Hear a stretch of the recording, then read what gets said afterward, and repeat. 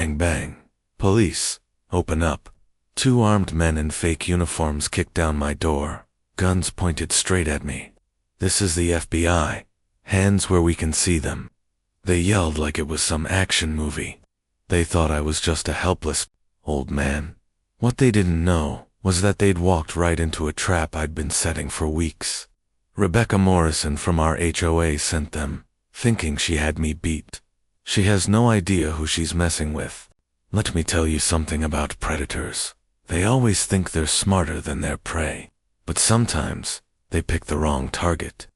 3 weeks ago, I was just a 70-year-old widower living quietly in the cabin my wife and I built 40 years ago. Margaret died of cancer 2 years back, and I'd mostly kept to myself since. People assumed I was just a lonely old hermit. What they didn't know, I spent 40 years in military intelligence. You never forget how to read people, or when something feels wrong. And something was definitely wrong in our little community. It started with Mrs. Green, my sweet neighbor down the road. She told me she'd been getting odd charges on her bank account after a new HOA computer system upgrade. The upgrade.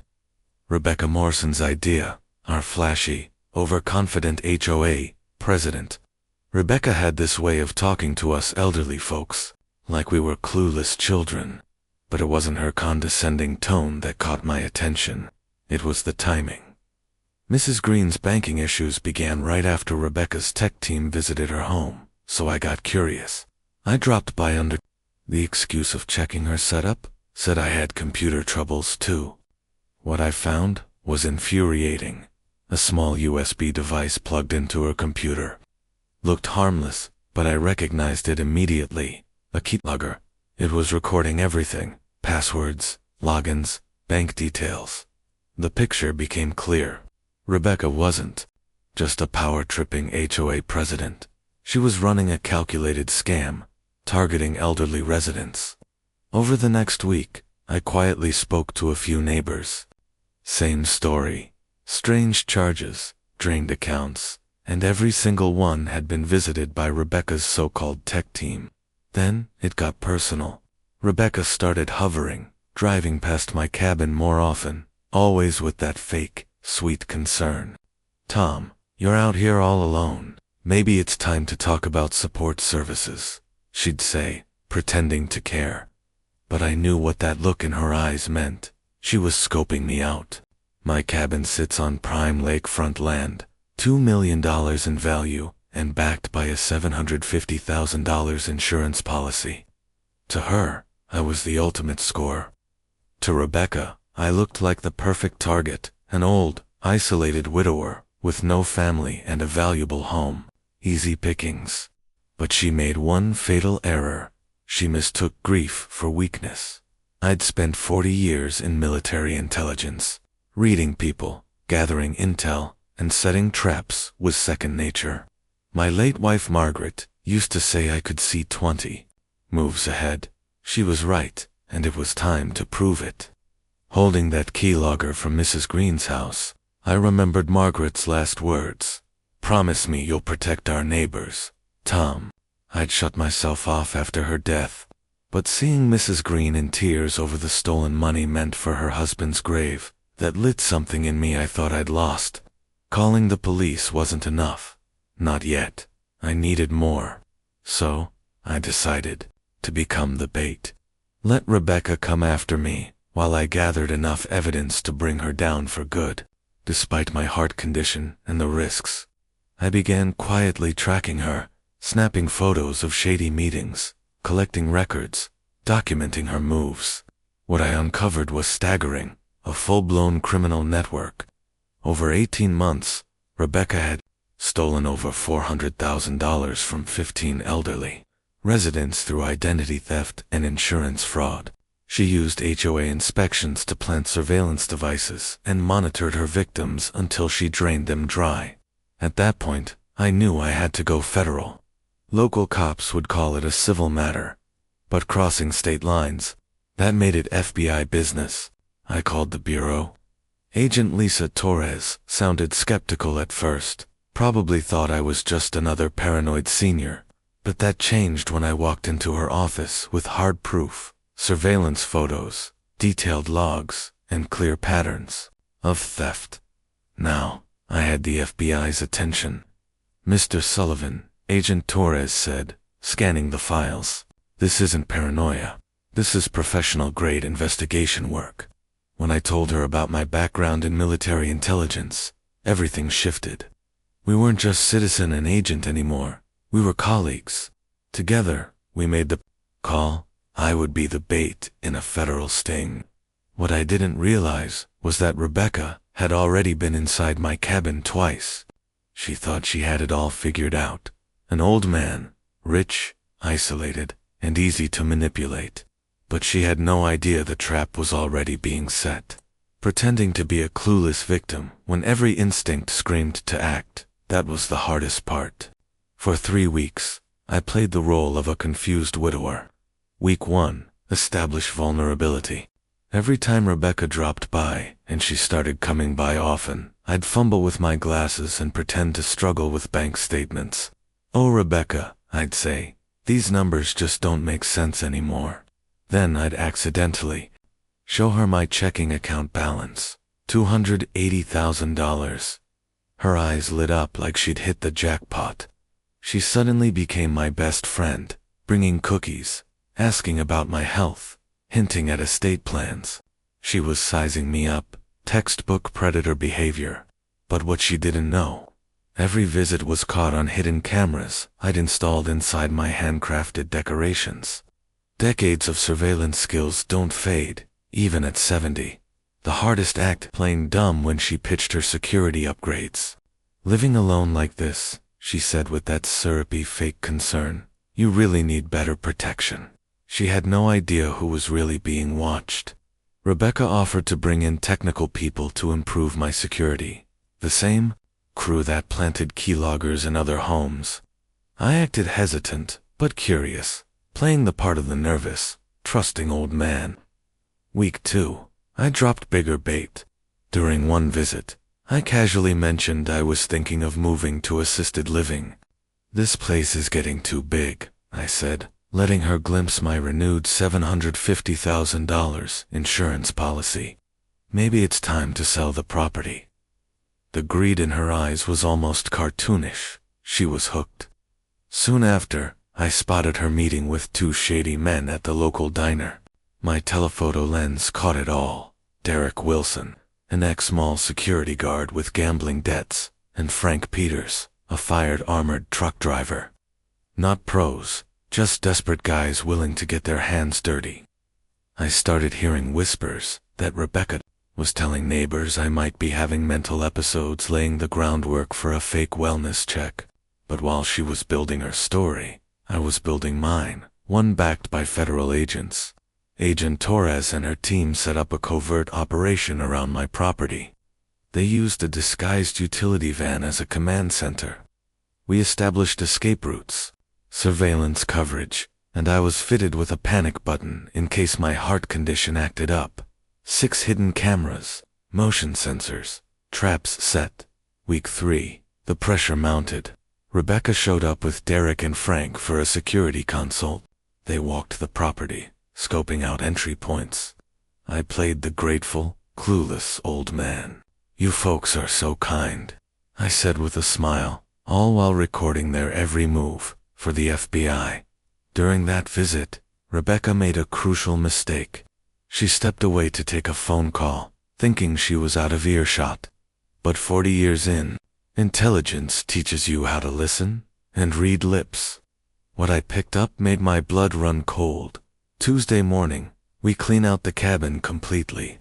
After we get the documents, we might need to make sure he can't identify anyone later. They weren't just planning to rob me, they were planning to kill me. Everything changed in that moment. It wasn't just about justice anymore. It was about survival. I immediately relayed what I heard to Agent Torres. The FBI shifted from surveillance to tactical response.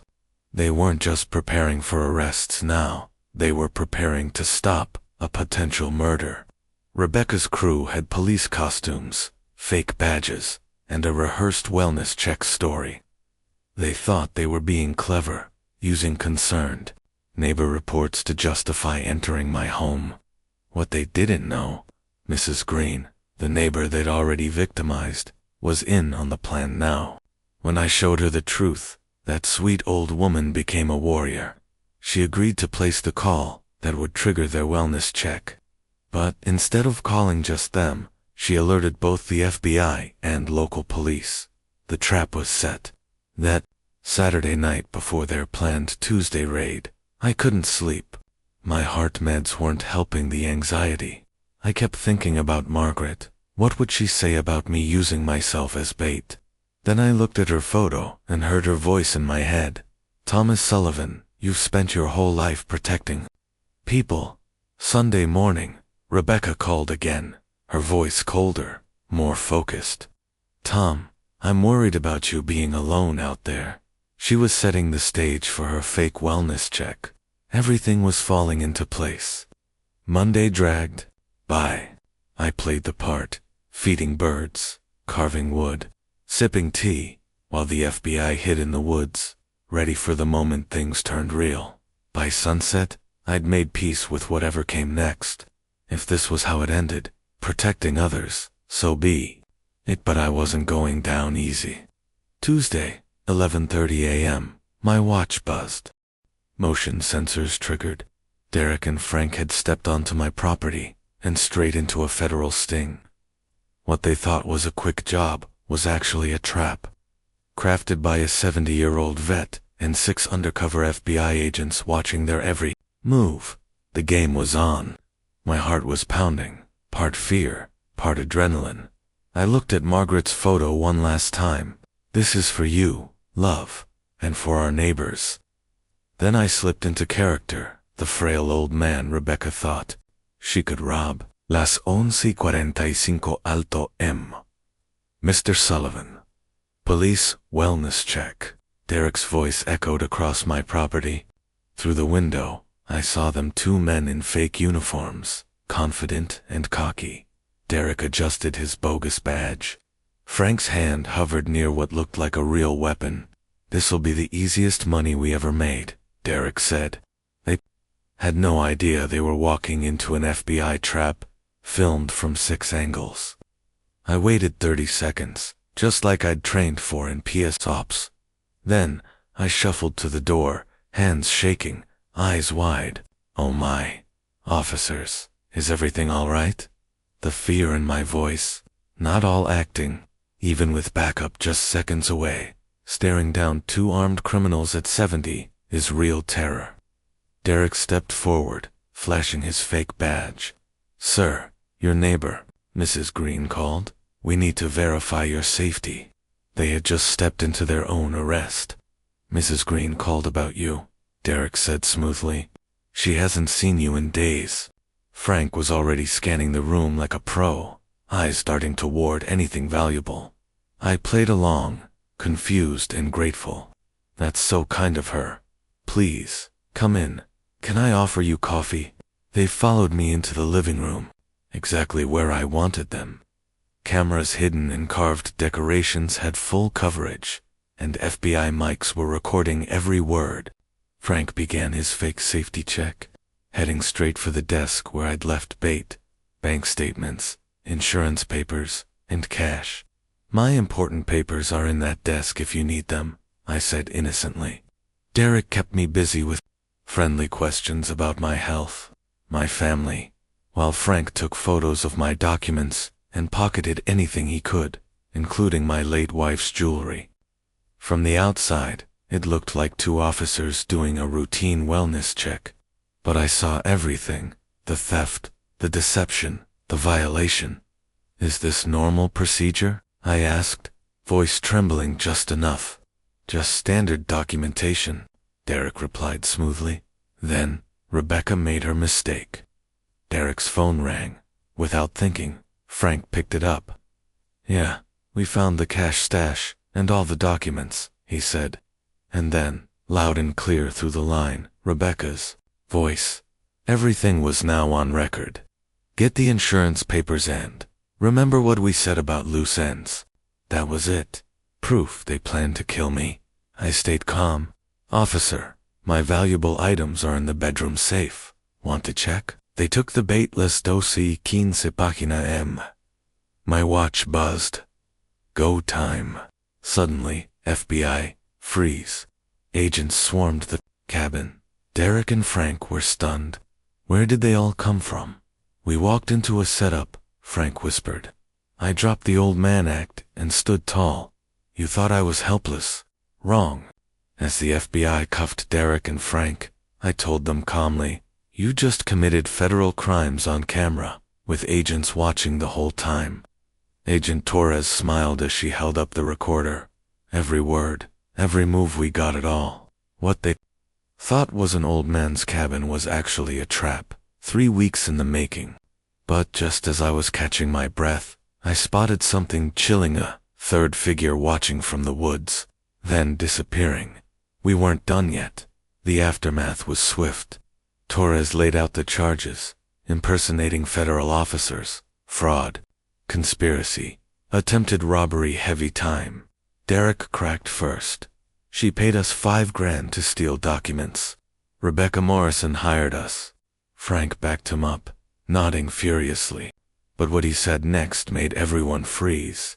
She said if he remembers us later, we might have to take care of him. A confession to conspiracy to commit murder, caught on tape. And just as they spilled the truth, the FBI raided Rebecca's house across town. Rebecca Morrison was caught red-handed, frantically trying to wipe her computer when the FBI burst in. Turns out, she wasn't just targeting me, she'd stolen over $400,000 from at least 15 elderly residents using fake HOA inspections to plant spy devices. She drained bank accounts, filed fake claims, even opened credit cards in their names. Mrs. Green showed up just in time to see Frank and Derek being hauled off. And this sweet 75-year-old unleashed fury like I've never heard. You bastards picked the wrong neighborhood. Tom Sullivan has been protecting us longer than you've been alive.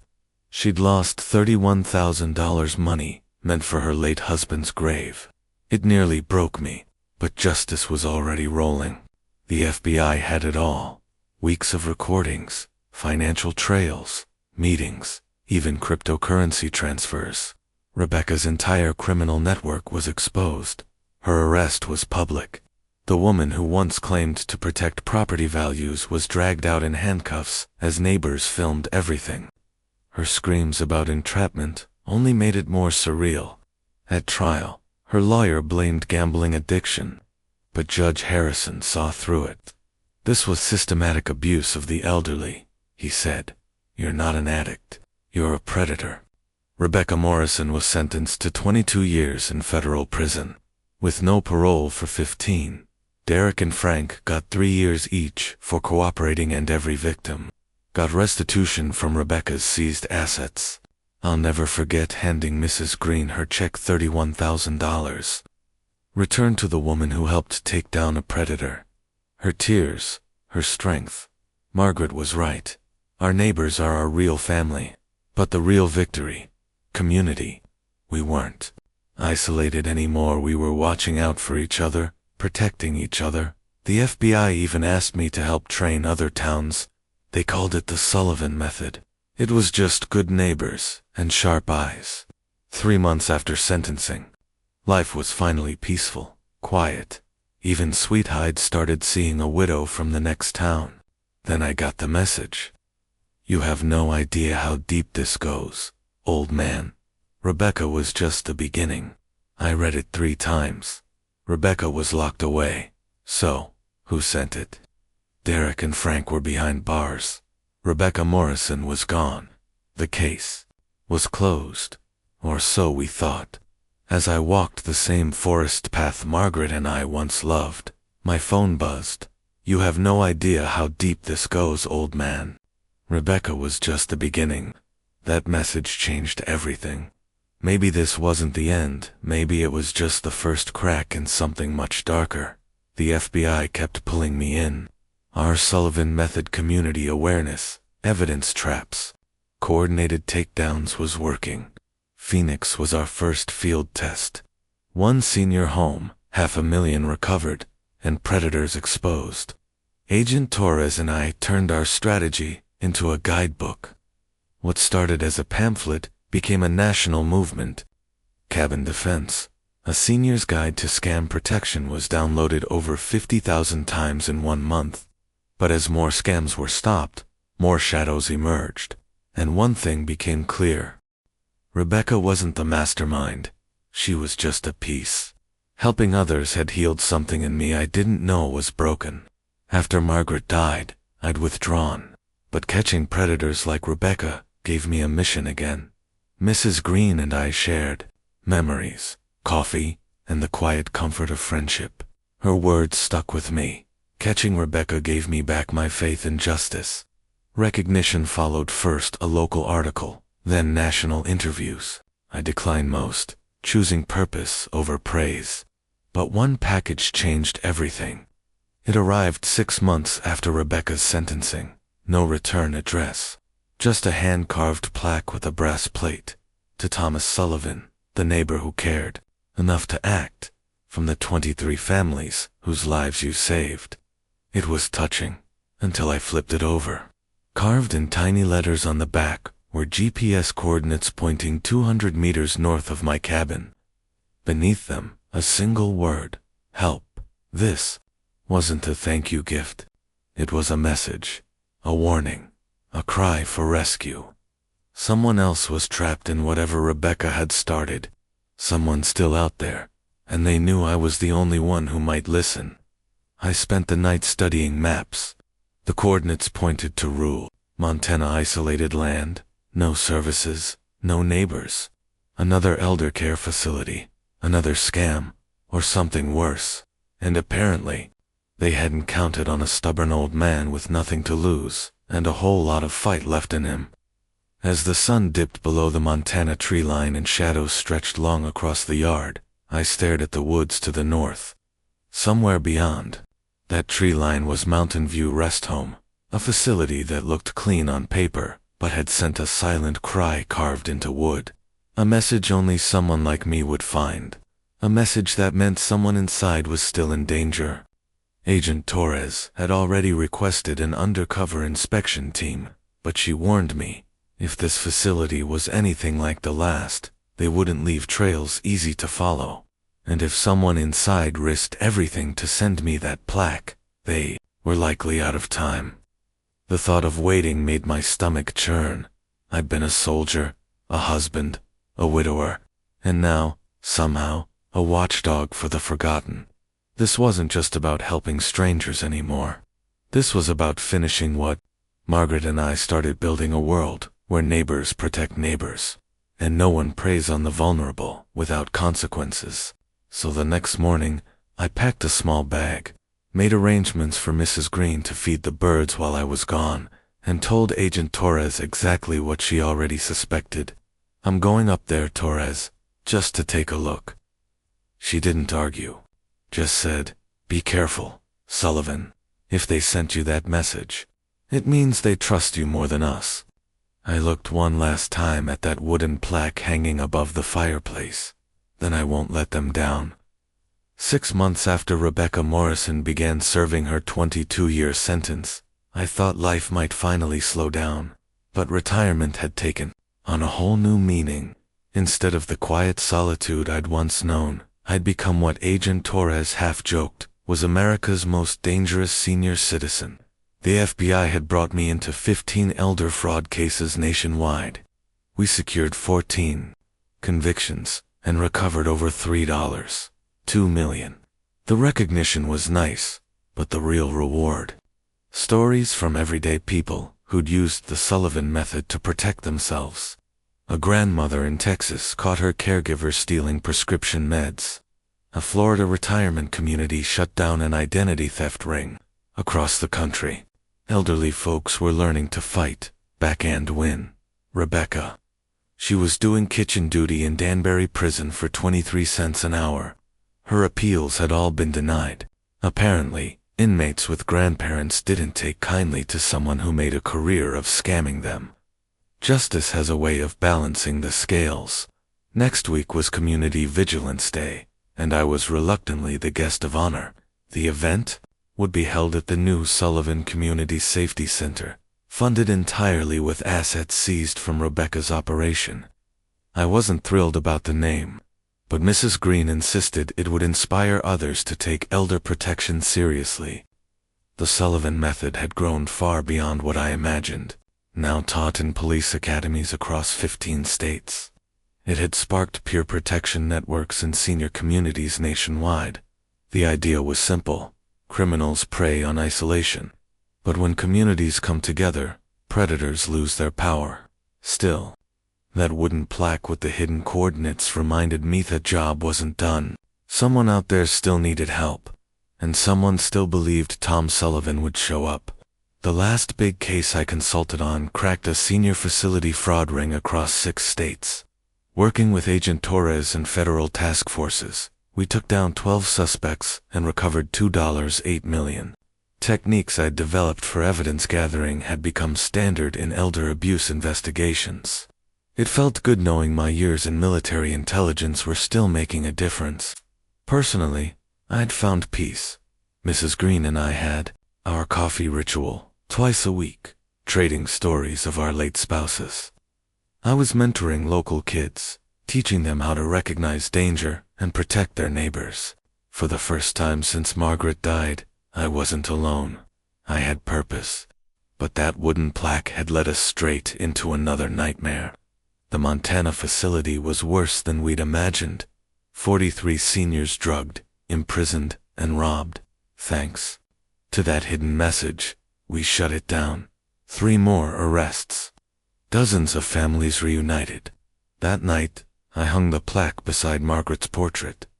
"We did it, sweetheart," I said softly, and for a moment, I swore I could hear her laughing.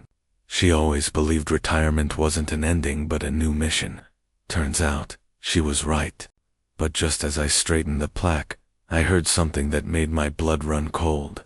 Margaret's wind chime, the one that only rings when someone walks up the forest trail. That trail had been blocked for years. Only someone who knew the secret path could use it. I moved to the window like I had in my intel days, quiet, calculated. In the trees, a figure, moving fast, deliberately, and she looked exactly like Rebecca Morrison. But that couldn't be. She was in prison, right? Just as I hung the plaque beside Margaret's photo, her wind chime rang. The one that only rings when someone walks the hidden forest trail. A trail long blocked. Unless you knew the secret way through. I moved to the window, every instinct from my intel days back in full force. A woman, confident, focused, watching my cabin like she'd been here before. She looked just like Rebecca Morrison, but it wasn't her. It was someone related. My phone was in my hand before I even realized. Agent Torres answered instantly. "There's someone outside," I whispered. "She looks like Rebecca, and she knows the trail." Torres didn't hesitate. "Units are 3 minutes out. Stay on the line." 3 minutes. But that shadow outside knew how to work fast. She was circling, probing windows, checking my defenses. Then my phone buzzed. "Hello, Uncle Tom. Sister Rebecca sends her regards. Time to finish what she started." Signed, M. Rebecca had family, and now they were here. To finish what she couldn't. Tom thought he was hunting predators, but he missed the tracker someone planted on his truck. The same kind Rebecca once used. This time, he's the one being hunted. Those fake cops. They didn't know they'd walked into a federal sting. 6 hidden cameras, a retired intel officer, and agents surrounding them before they even knocked. Their mistake, underestimating the wrong old man. Age isn't weakness, it's an advantage. Sometimes the best trap is acting like the bait. Like share, stay alert. Your community might need its own Tom Sullivan.